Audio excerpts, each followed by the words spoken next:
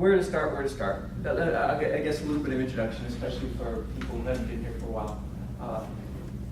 For 5 years we've been saying God is really good.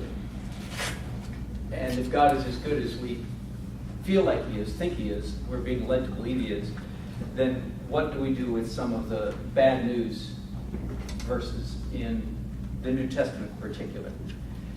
And I definitely want to go there. But before we go there, I really want to, again, I just want to back up and say what I really think, which won't be any surprise to you. I had a really delightful opportunity this week to sit down and have a long, hard, very, very deep conversation with a young man who likes to think a lot. And he grew up in a Christian home, but now he's not sure he believes in any of it. Except maybe he still thinks there is a God, probably, because how can you explain? So that's sort of where he's at. And it was a delightful conversation, and I think part of the delight in it was that whether he knows it or not, it's like that line from Princess Bride, why are you smiling? I know something you do not know, What I am so convinced of is that my God is crazy about this young man and loves him passionately and is for him. So that freed me up from the traditional, what used to be for me, the traditional panic of this young man is on his way to hell. And if I don't get him to turn around and change his mind and probably pray a prayer like right now, then he might go up from here into an accident and a godless eternity without hope and without, all that verbiage, you heard that? And his blood is on your hands. With his blood on your hands, exactly. And it was just so apparent to me how counterproductive and crippling that theology is. Because if that's what was if that had been like it used to be, if that had been at the core of my belief and heart, I would have had to behave in a very dysfunctional manner with this man, with this young man. I would have been striving and conniving and manipulating and figuring and worrying and sweating and agonizing, trying to figure out some way to wrestle his will and to argue and to fix and to win and to conquer and to get him to say the magic words. I'm exaggerating only a little bit. Do you understand? But as it was, I just as sure as I'm standing here that was the most delightful conversation that young man has had in probably 3 years. I mean, he was just wallowing in delight. He was happy. And he was able to say all these crazy things that he thought maybe God is this and maybe God is that. And I was able to say, yeah, wow, and think about this. And, and I wasn't manipulative. I was just changing ideas with him, and it was delightful. And I really wasn't thinking of sharing this, but it just, as we sit here and we're praying, Ms. Donna's praying, thank you for that, Isaiah 55. Woohoo! In the course of my conversation with him, I was trying to describe, reality as I saw it, and I think I played it out in a way I'd never played it out before, and it was something like this: that before space-time, before creation, before God had done anything,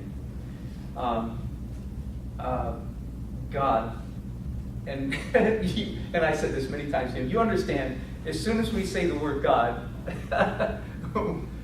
we're lost. I mean, we have taken a flying leap off a giant intellectual cliff. I mean, don't you know? Just as soon as we begin to say something about God, you've got to admit you don't know what. I do admit heartily, you don't know what you're talking about. You really don't. All language about God is analogous. That is, it's an analogy. Everything the Bible says about God is an analogy, and one of the ways we know that is because these analogies pile up and conflict and contrast and are in tension with each other. thereby, in a way, proving that it's analogous language. There is no such thing as definitive language when it comes to God. Because to define him is to circumscribe, to define him. And all you can, everything you can say about God is like one of the, he said, well, is God conscious? That's a very good question. Is God conscious? And my answer was, well, it's analogous language. God is conscious-ish.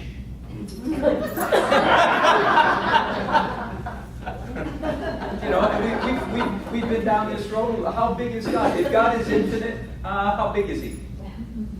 Is there anything that exists that's outside of God? Ooh, now that'll mess you up. Your mind's going, so what about Satan and evil? Well, so we were talking about this, and we were deep. This is a very unusual young man, and I said before God created anything, and God, and there's three of them, analogous language. I mean, we don't know what God is. How do we know what He as a Son means? Now, please understand, to the modern mind, all of this agnosticism, if you will, that's the acknowledgement that I don't know. To the modern mind, that is very frustrating, painful, because the modern mind, the goal is to know everything. The goal of life is to get our answers right. We get to heaven, we're given a quiz. And if you score 100, you go in. If you score 99, you go into it. So to the modern mind, this is painful. But to me, I mean, to those of us who've been freed from that tyranny, this is delightful. It means the adventure just keeps getting bigger and bigger and bigger and happier. Anyway, so God's having a vote. Nothing's created. And they decide to have a vote. And the vote is, all those in favor of everything, raise your hand. And God raises his hands. God is in favor of everything. Maybe you didn't understand the question.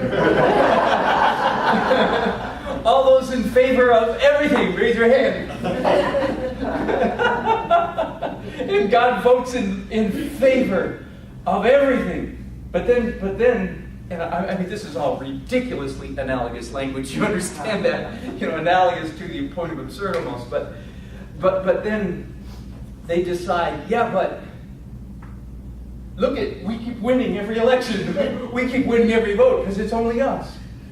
So they decide, well, how about if we make everything really I mean, our minds can't even comprehend. We can't even go there, but okay, we'll try to throw some crazy words.